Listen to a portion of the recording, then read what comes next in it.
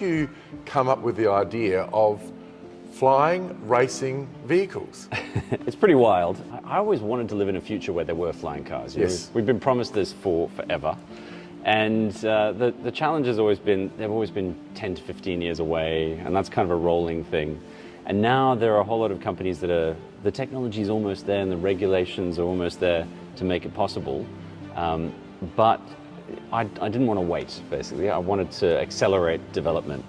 And what's always worked before, when we moved from the horse to the car and to the plane, was racing. First cars were race cars. So I thought that's a good, it worked for Ford, it worked for Fiat, it worked for Rolls-Royce and Mercedes 120 years ago.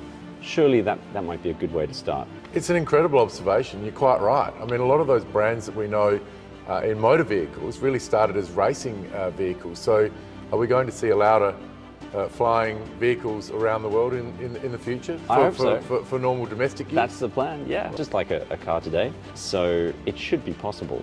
So I want to get into mass production, mass manufacturing eventually, but we'll start with building a few really cool race cars now and then progress.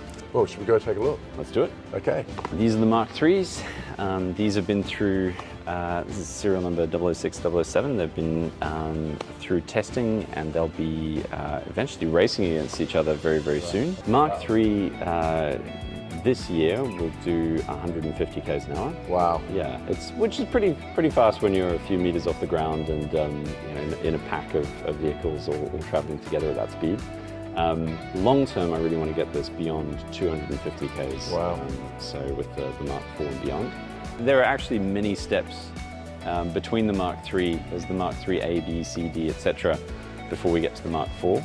This is a concept model of what it's going to look like. It will be slightly different, but this is all about optimizing way more power, way more streamlined, improving our manufacturing process here so that we can get some of these trickier curves and things like that with the carbon, and then using the body and the wings here for additional lift, so making it more efficient.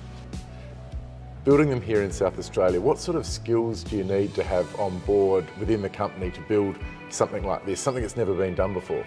It's a fusion of sports, so Formula One, then performance automotives. It needs to be motorsport in the sky. So 10 to 20 vehicles in the air at the same time. Wow.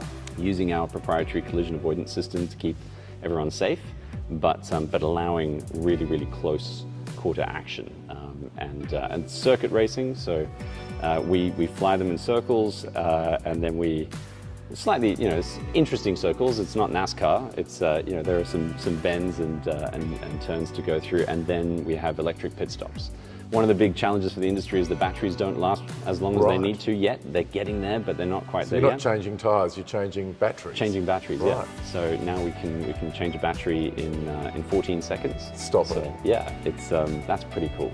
Mk3 this year will do 150 k's an hour. Wow. Yeah, which is pretty fast when you're a few meters off the ground and you know, in a pack of vehicles all traveling together at that speed. Long term, I really want to get this beyond 250 k's. Wow. So with the Mk4 and beyond.